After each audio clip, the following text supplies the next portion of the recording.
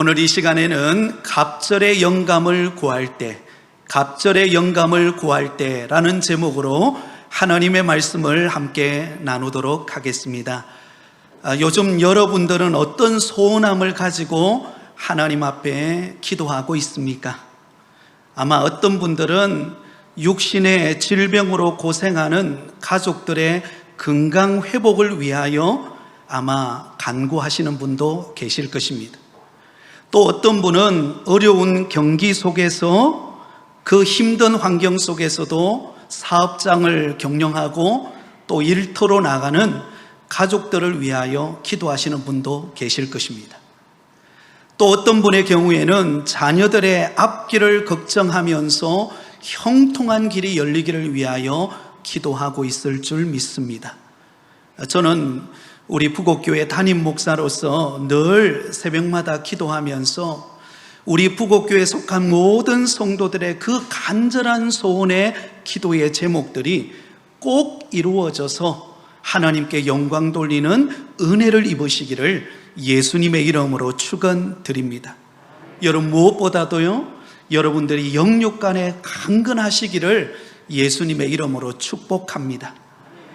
오늘 본문에 보면은요, 하나님 앞에 갑절의 영감을 구한 한 선지자가 우리에게 소개되고 있습니다.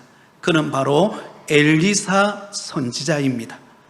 그는 이사갈의 지파 사밧의 아들로서 요단강 동편 아벨 모홀라라고 하는 곳에서 농사를 짓는 농부였습니다. 한마디로 말하면 그는 촌사람이었다라는 것입니다. 그는 그에게 스승인 엘리야 선지자가 그에게 찾아와서 하나님이 그를 부르시고 엘리야를 이어서 그가 이스라엘의 선지자가 될 것을 그에게 전해주게 됩니다. 여러분, 우리가 잘 알고 있는 것처럼 스승 엘리야 선지자는 어떤 사람이었습니까?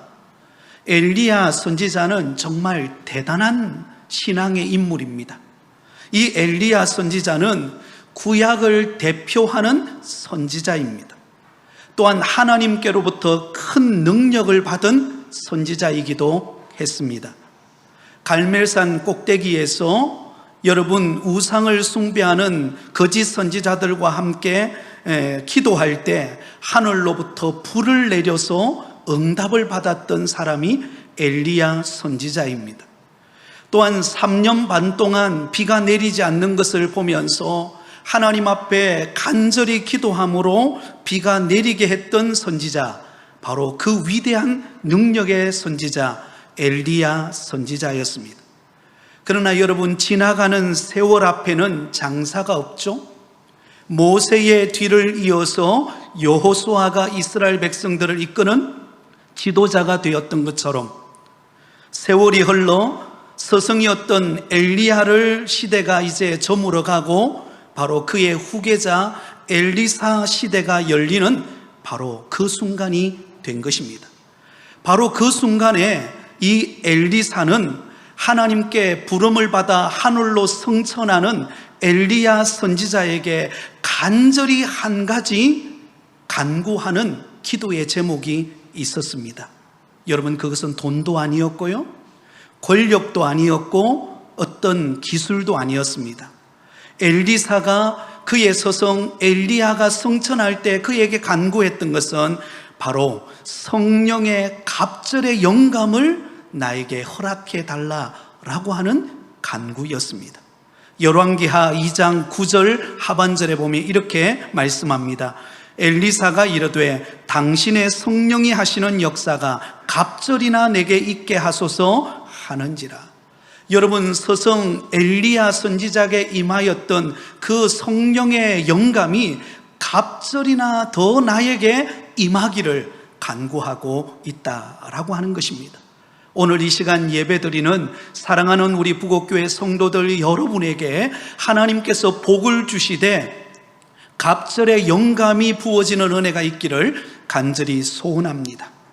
자, 여러분, 그렇다면 이 엘리사가 갑절의 영감을 구하고 그것을 응답받는 내용이 오늘 본문에 기록되어져 있는데요. 자, 엘리사가 어떻게 갑절의 영감을 받을 수 있었을까요? 우리도 엘리사 선지자처럼 우리도 갑절의 영감을 받아서 이 험악한 세상을 이기고 승리하는 그런 멋진 믿음 생활을 하기를 원하는데요, 우리도 어떻게 하면 갑절의 영감을 받을 수 있을까요?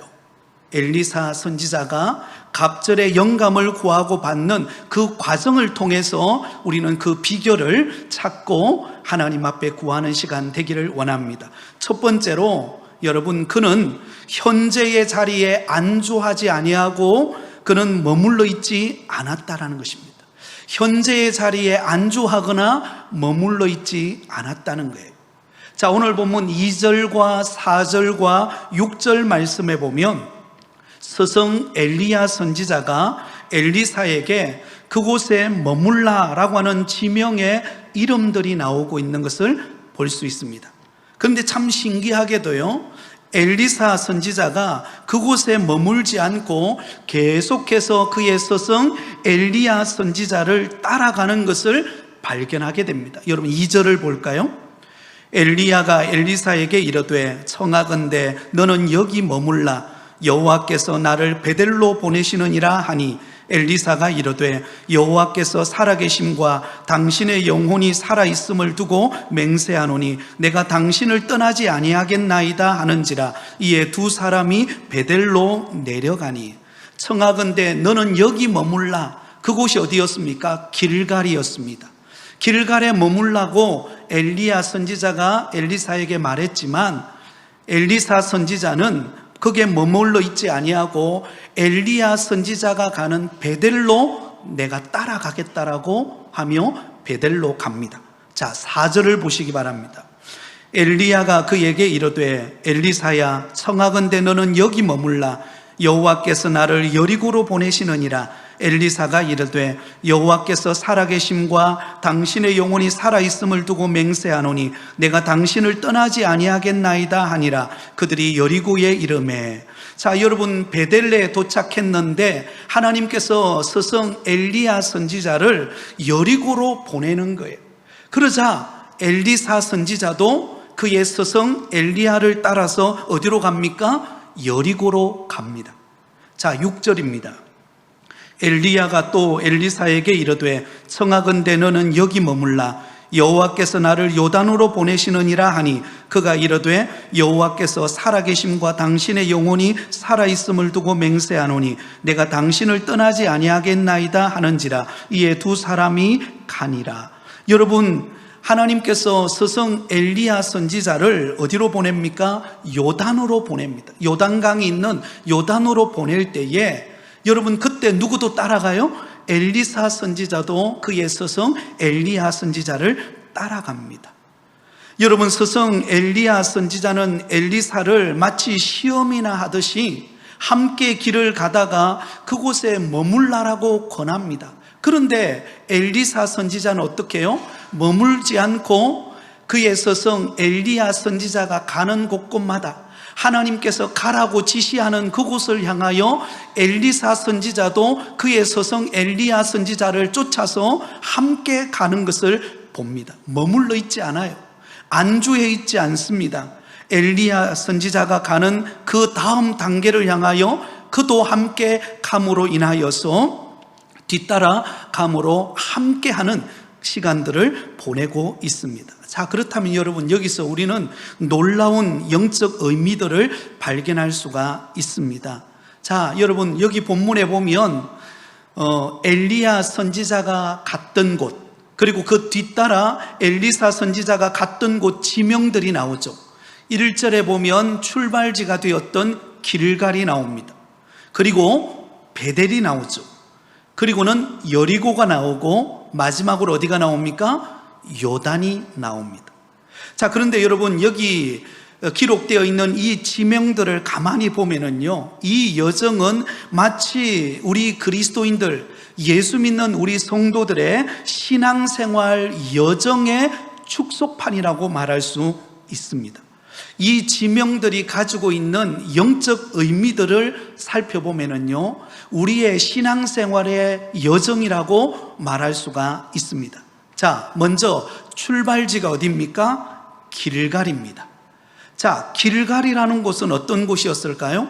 이 길갈은 노예로 살던 애굽의 종된 모든 수치가 모두 굴러갔다라는 의미의 장소가 길갈입니다. 여호수아서 5장 9절에 보면 이렇게 기록되어져 있습니다. 우리 화면을 보고 같이 읽습니다.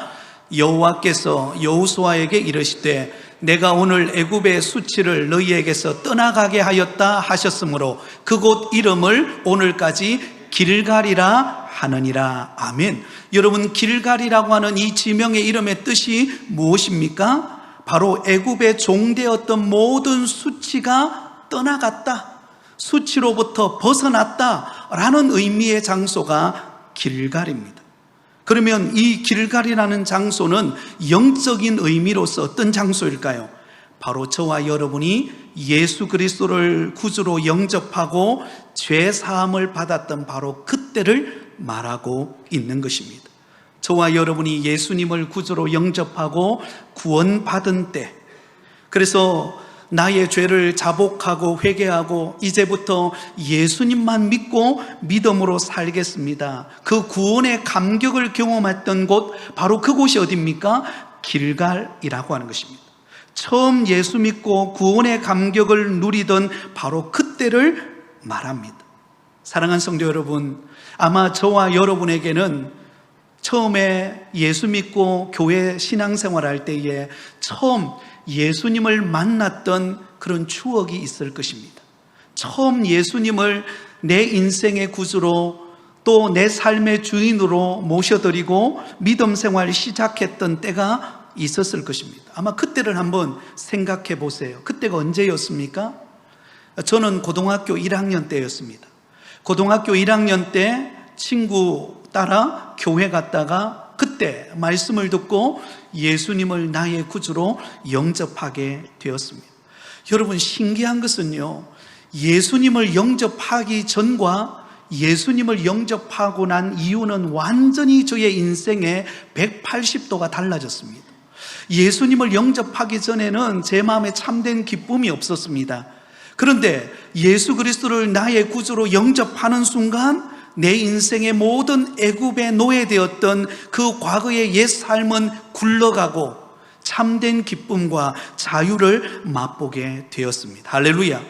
여러분, 그때부터 교회에 나오는 것이 얼마나 신명나고 교회 오는 것이 얼마나 좋은지 모르겠어요. 그래서 여러분, 요즘에는 그런 게 없지만 제가 어릴 때만 하더라도요, 교회당에 종을 항상 쳤습니다. 30분 전에 이제 교회 종을 칩니다. 그리고 정시가 되면, 예배가 시작되는 정시가 되면 한 번 더 종을 칩니다. 그런데 그 종소리가 예수님 믿기 전에 들었던 종소리와 예수님을 영접하고 교회 나가면서 들었던 그 종소리는요, 완전히 다른 소리였어요. 예수님을 믿기 전에 그 종소리는요, 종소리가 들려도 별로 감동이 없고요, 아, 저게 교회가 있구나, 이 정도였어요. 그런데 예수님을 영접하고 난 다음에 그 예배 시작 30분 전에 또 예배가 시작되는 그 시간에 울리는 그 종소리는요, 저의 심금을 울리는 거예요. 다른 어떤 악기 소리보다도요, 그 종소리가 너무너무 감동이 되는 것입니다. 그래서 그 소리를 들으면서 교회에 달려가는 그 발걸음이 그렇게 신명날 수가 없었습니다. 교회당만 바라만 봐도 기쁜 거예요. 교회당 바라보기만 해도 행복한 거예요. 제가 고등학교 1학년 때 예수님을 만나고 교회당 청소를 토요일 날 우리 중고등부 학생들이 교회당 청소를 했습니다. 그래서 토요일만 되면 그 차에서 내려서 교회당 청소하러 가는 그 발걸음이 그렇게 신명날 수가 없었어요. 왜? 교회당에서 나를 구원해 주신 예수님의 구원의 은혜를 생각하니까요, 그 은혜가 너무나 크고 감격스러우니까 교회당 가는 것이 기쁘고 교회당에 가서 청소하는 것이 그렇게 행복하고, 특히 사모님이 끓여주시는 그 라면이 그렇게 마실 수가 없었어요. 지금 생각해 보니까 그 라면 좀 퍼졌던 라면 같아요. 언제 끓인 라면인지, 이게 몇 개 끓였는지 모르겠는데 큰 솥에다가 라면을 끓였는데 이게 부러뜨려 가지고요, 나중에는 먹는데 이게 코로 들어간지 입으로 들어간지 모를 정도로 그렇게 오병이어의 기적처럼 계속 먹어도 계속 나오는 라면이었어요. 그런데 교회에 가는 것이 즐겁고 청소하는 것이 행복했습니다. 여러분, 교회당은요, 다른 곳과 다르게 교회당만이 가지고 있는 냄새가 있습니다. 여러분 아시나요? 교회당만이 가지고 있는 냄새가 있어요. 그런데 그 구수한 냄새도 아니에요. 지금 생각해 보니까 약간 쾌쾌한 그 냄새였던 것 같아요. 그런데 그 쾌쾌한 냄새인데도 그렇게 좋았어요. 교회당 바닥이 삐걱거리고 그렇게 해도 좋았어요. 교회당 중간에 금이 가도 통풍이 잘 된다 생각하니까 그렇게 좋더라고요. 그러면서 예배를 드렸습니다. 여러분도 그럴 것입니다. 처음 예수님을 만날 길갈, 처음 여러분이 예수님을 만나고 교회당에 나올 때 그 발걸음이 얼마나 가볍고 신명나고 정말 흥분되고 하나님을 찬송만 해도 두 눈에 기쁨이 흘러 넘쳤던 바로 그때, 여러분 그때를 기억하시나요? 하나님이 여러분에게 주신 은혜인 줄 믿습니다. 자, 그런데 여러분, 구원받은 우리 성도들은 그 예수만 믿었던 처음 믿었던 그 순간에만 머물러 있지 않습니다. 여러분, 이 땅에 태어난 갓난아이는 여러분 그냥 내버려 두지 않습니다. 반드시 부모가 그 어린아이가 자라도록 모유를 먹이고 그 다음에 이유식을 먹이고 그 아이가 자라가도록 옆에서 돌보면서 사랑으로 성장하도록 만듭니다. 그리고는 여러분, 오늘 본문에 보면 두 번째로 도착했던 곳이 베델입니다. 여러분, 베델은 어떤 곳일까요? 이 베델은 야곱이 하나님을 만난 장소예요. 하나님의 집이라고 하는 뜻을 가지고 있는, 야곱이 그 외삼촌 라반의 집에 도망쳐 가는 중에 광야에서 만났던 곳, 바로 그곳이 바로 베델입니다. 그래서 그곳을 하나님의 집이라 불렀습니다. 여러분, 이 베델이라고 하는 이 장소의 영적인 의미는요, 하나님의 집인 교회 속에 깊숙이 들어오는 순간을 말합니다. 다시 말하면 예수 그리스도를 구주로 영접하고 구원의 은혜에 감격하고 그리고 하나님 앞에 예배하는 정도뿐만 아니라 이제는 함께 예수 믿는 성도들과 영적으로 교제하고 또 말씀으로 훈련받고 예배를 드리면서 점점 신앙이 성장해 가는 단계, 바로 이 단계가 바로 베델이라고 하는 장소의 영적인 의미를 가지고 있습니다.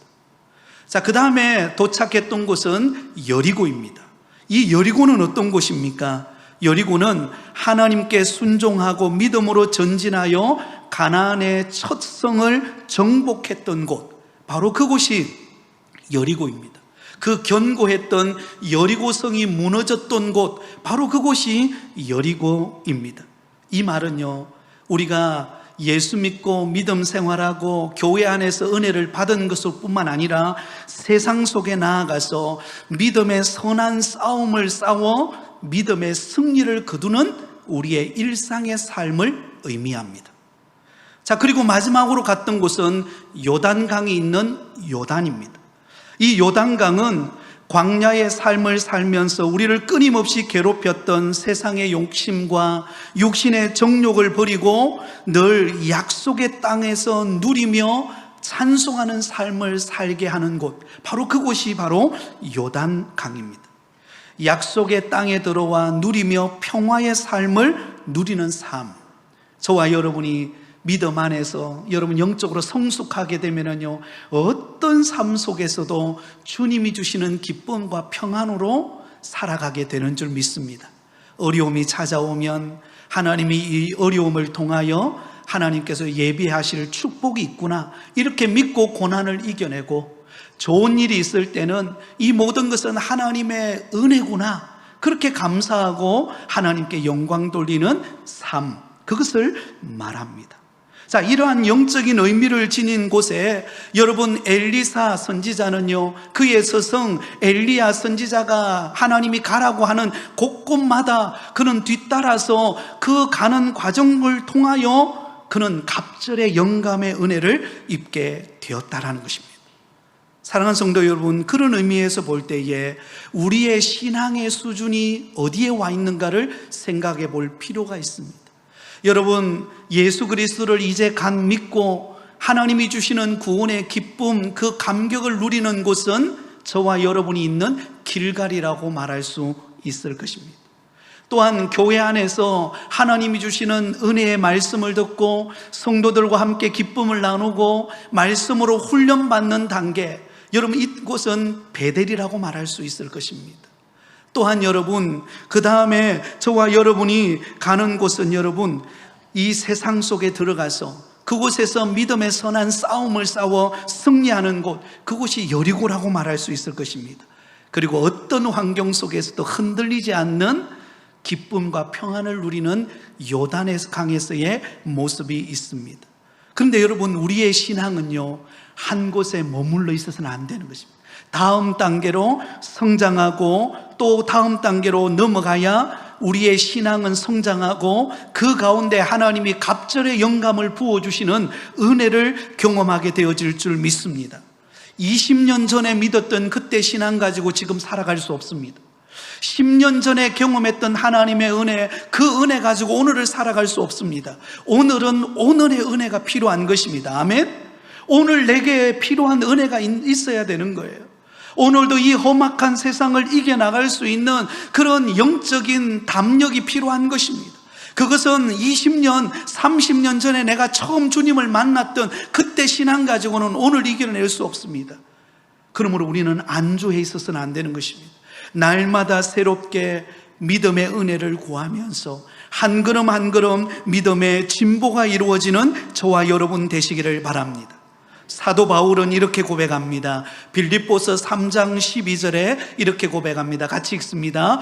내가 이미 얻었다함도 아니요 온전히 이루었다함도 아니라 오직 내가 그리스도 예수께 잡힌 바 된 그것을 잡으려고 달려가노라.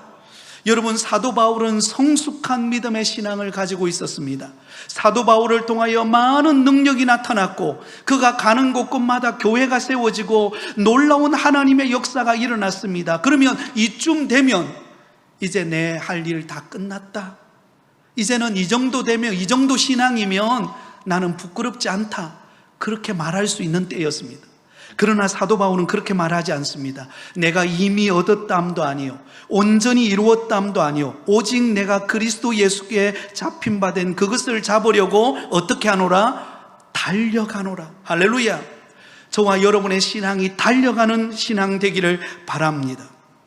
저는 목회자로서 또 담임 목사로서 고민이 있습니다. 어떤 고민이 있는가 하면 우리 부곡교회에 속해 있는 우리 성도들의 신앙이 날마다 성장하고 성숙하고 부흥하는 은혜가 있기를 바라는 소망이 있습니다. 그래서 저는 늘 새벽마다 기도하면서 하나님, 우리 부곡교회에 속해 있는 성도들, 다른 교회 성도들은 나는 몰라도 우리 부곡교회 성도들 발을 내딛고 등록하고 믿음 생활하는 우리 어린 생명으로부터 우리 연로하신 우리 어르신들에 이르기까지 우리 부곡교회에 속해 있는 성도들은 정말 하나님이 기뻐하시는 믿음의 성숙함이 있고, 그리고 정말로 하나님이 주시는 은혜와 복을 받아 누리는 그런 성도들이 되었으면 좋겠다라고 하는 간절한 바람이 있습니다. 여러분, 그런 소원함이 이루어지기를 원합니다. 그래서 그걸 놓고 하나님 앞에 기도하다 보면 하나님이 제게 마음속에 주시는 마음이 뭐가 있냐면 안주하지 말라는 거예요. 오늘에 안주하지 말고 하나님이 주실 더 큰 은혜와 더 큰 비전을 바라보고 꿈을 꾸고 성도들에게 그 꿈을 심어주고 그 비전을 향하여서 함께 손을 붙잡고 달려가라는 거예요. 할렐루야. 그러면 하나님께서 이루시겠다는 것입니다. 할렐루야. 오늘 제가 목양실에 있는데 우리 구이철 집사님이 이렇게 제가 목마르니까 물을 이렇게 냉장고 안에 넣어 놓으면서 제게 그런 말을 하더라고요. 목사님, 우리 교회 주변이 자꾸 변하고 있는 것 같아요. 분위기가 좋다는 거예요. 할렐루야. 여러분, 우리 교회당 바로 건너편에 지금 재개발이 이루어지고 있습니다. 어제 바로 우리 교회당 옆에 있는 그 아파트 구 건물이 어제 허물어졌습니다. 여러분, 이곳에 1000세대 가까운 세대들이 앞으로 입주하게 될 것입니다. 여러분, 이 여기에 입주하게 되면 여기만 변하겠습니까? 건너편에는요 47층짜리 건물이 들어선다고 합니다. 여러분 47층 하면 놀라지도 않으세요? 그죠? 네, 한 70층 이상 돼야 놀라시죠? 이 주변이 변화가 일어나고 있습니다. 여러분들은 감지하고 있는지 모르시겠지만 저는 기도하면서 하나님께서 이 지역을 변화시켜 가고 있다는 것을 느낍니다. 그렇다면 그게 발맞춰서 우리 교회는 어떻게 해야 될 것인가? 하나님이 주실 영적인 은혜와 복을 준비하면서 깨어서 기도하면서 그 복을 받을 것을 갈망하면서 우리 또한 멈춰 있는 것이 아니라, 안주해 있는 것이 아니라 하나님이 주실 더 큰 꿈과 비전을 향하여 일어나야 하는 것입니다. 하나님이 하실 일들을 기대하면서 한 걸음 한 걸음 달려가야 하는 것입니다. 처음 예수 믿었던 그 믿음 가지고 오늘 나의 믿음을 지탱해 줄 것이라는 착각에 빠져 있어서는 안 된다는 것입니다. 하나님이 주실 새로운 비전을 향하여, 하나님이 나로 하여금 꿈꾸게 하실 하나님의 역사를 바라보면서 일어나서 주님을 의지하면서 달려갈 때 하나님이 저와 여러분의 갑절의 영감을 부으실 것입니다. 하나님의 은혜가 저와 여러분에게 임할 것입니다. 안 될 것 같은데 되게 하시는 하나님의 역사를 보게 될 줄 믿습니다. 여러분, 재개발하는 바로 건너편에 여러분 부일 학원인가라고 하는 건물이 있습니다. 4층짜리 건물이던데요, 그게 2층에 커피숍이 들어왔어요. 깜짝 놀랐어요. 저는 아니, 지금 반대쪽에는 지금 재개발로 건물을 허물어 가고 있는데 그 부일 학원이라고 하는 그 4층짜리 건물의 2층에 얼마 전부터 그게 단장을 하더니 커피숍이 들어왔어요. 그래서 제가 하도 신기해가지고 한번 들어가 봤지 않겠습니까? 들어가 보니까는요 너무 예쁘게 꾸며놓은 거예요. 그러면서 왜 지금 이 재개발되고 있는 이 상황에서 여기 커피숍을 운영하게 되었을까? 가만히 생각해 보니까요 미래를 내다보는 거예요. 앞으로 여기 들어올 사람들에 대하여서 생각하면서 미리 준비하고 있더라고요. 제가 그걸 보면서 도전이 되었습니다. 아니, 예수 믿지 않는 사람들도 저렇게 하고 있다면 예수 믿은 저와 여러분, 하나님이 지금 일하시고 계시고 하나님께서 우리 교회에 은혜를 주시기를 원하시고 준비하고 있는 이때에 우리가 가만히 있어야 되겠느냐? 하나님이 주실 은혜를 기대하며 부르짖고 나갈 때 하나님께서 갑절의 영감을 주실 줄 믿습니다. 두 번째는 여러분, 이 엘리사 선지자가 갑절의 영감을 받기 위하여 영적 리더를 떠나지 않고 놓치지 않고 따라가고 있다는 사실입니다. 여러분, 이 엘리사 선지자는요 그의 서성 엘리야 선지자가 가는 곳, 여러분 길갈에서 그 다음에 베델에서 여리고로, 여리고에서 여러분 요단강으로 가는 그 지명을 따라서 쫓아갔지만, 그러나 궁극적으로 여러분 이 엘리사가 쫓아간 것은요 그 지명보다도 바로 그를 이끄는 영적 지도자, 바로 엘리야 선지자를 따라가고 있다는 것입니다. 오늘 본문 2절과 4절과 6절에 공통적으로 나오는, 반복해서 나오는 이야기가 있습니다. 그것이 무엇인가 하면 2절을 보면 엘리사가 이르되 여호와께서 살아계심과 당신의 영혼이 살아있음을 두고 맹세하노니 내가 당신을 떠나지 아니하겠나이다. 한번 따라해 볼까요? 내가 당신을 떠나지 아니하겠나이다. 여러분, 지금 이제 이 엘리야 선지자는 그의 소임을 다하고 이제 곧 얼마 지나지 않으면 하나님이 그를 회오리 바람으로 불병거와 불말을 가지고 그를 하나님이 데려가실 거예요. 그런데 그 데려가기 바로 그 직전까지 이 엘리사 선지자는요 끝까지 누구를 주목합니까? 바로 그 영적 서성인 엘리야 선지자를 주목하고 내가 당신을 떠나지 않겠습니다. 당신을 통하여 주실 은혜를 내가 놓치지 않겠습니다. 당신을 통하여 하나님이 행하실 위대한 일들을 내가 결코 포기하지 않을 것입니다. 그러고는 여러분 끝까지 그 영적 지도자인 엘리야 선지자를 따라서 갑니다. 가는 그곳에 하나님의 은혜가 임한 줄 믿으시기 바랍니다. 사랑하는 여러분, 교회는 하나님께서 세우신 영적 지도자들이 있습니다. 목회자가 있고 장로님들이 있습니다. 또 우리 안수 집사님들, 권사님들, 또 각 기관들, 또 셀 리더들, 각 모임마다 하나님은 영적 리더자들을 세웁니다. 그 리더자들을 통하여 하나님은 하나님의 일을 해 가십니다. 그러므로 여러분, 우리는 내가 부족하고 연약할 때 영적인 리더가 기도하고 또 꿈을 꾸고 또 비전을 제시하는 곳으로 한 걸음 한 걸음 나갈 때 여러분, 그 배를 탄 그곳에 여러분들이 마음을 모으시기를 바랍니다. 그곳에 여러분 함께 헌신하는 은혜가 있기를 바랍니다. 그러면 여러분, 하나님이 그곳에 영감을, 갑절의 영감을 부으시는 역사를 경험하게 될 것입니다. 그동안 우리는 6월 한 달 동안 오후 예배 시간에 우리가 전교인 특별 우리가 말씀 부흥회를 통하여 은혜 받고 있습니다. 여러분, 은혜 받고 계신가요? 아멘. 오늘 오후에는 더 큰 은혜 주실 줄 믿습니다. 내 믿음대로 되라고 하는 말씀으로 오늘 귀한 목사님이 오셔서 그 말씀을 전할 테인데요, 여러분, 저는 기대하는 바가 있어요. 하나님께서 왜 이때 우리 교회에 지금 부흥회를 하게 하실까? 저는 생각지도 않았던 거였어요. 그런데 새벽에 기도하고 하나님께 부르짖다 보니까 성령께서 마음을 주시는 거예요. 아, 이쯤 돼서 부흥회를 하라. 그리고 이제 7월 달에 이제 우리가 넘어갑니다. 7월 달에 가서는요, 이제 여러분, 우리 교회의 다음 세대 여름 사역을 지금 앞두고 있습니다. 여름 사역을 앞두고 있는 이때에 우리의 기도가 필요한 거예요. 그리고 특별히 제 마음에 주시는 감동이 뭔가 하면, 우리 성도들 가운데 육신의 질병으로 많이 아파하고 힘들어하는 분들이 계십니다. 그래서 이번에 특별히 7월 첫 주, 둘째 주, 2주간 특별 새벽 부흥회를 통하여서 2가지 기도의 제목을 간절히 기도하기를 원하는 하나님의 마음을 주셨어요. 하나는 우리 다음 세대 교육부서 여름 사역을 위한 것이고, 또 한 가지는 우리 성도들의 질병을 위하여 특별히 치유하는 기도의 시간을 가지라고 하는 마음을 주셨어요. 하나님이 어떻게 하실지는 몰라요. 그러나 하나님이 제 마음 가운데 그런 마음을 주셨어요. 이런 은혜를 주실 때 하나님께서 여러분들이 마음을 모으시고 함께 기도하며 함께 작정하며 헌신하는 시간 되기를 바랍니다. 하나님이 역사하실 것입니다. 자, 이제 마지막 결론입니다. 여러분, 세 번째로 갑절의 영감을 받기 위해 엘리사 선지자는 간절한 마음으로 그 갑절의 영감을 구했다는 것입니다. 한번 따라하겠습니다. 간절한 마음으로 갑절의 영감을 구했습니다.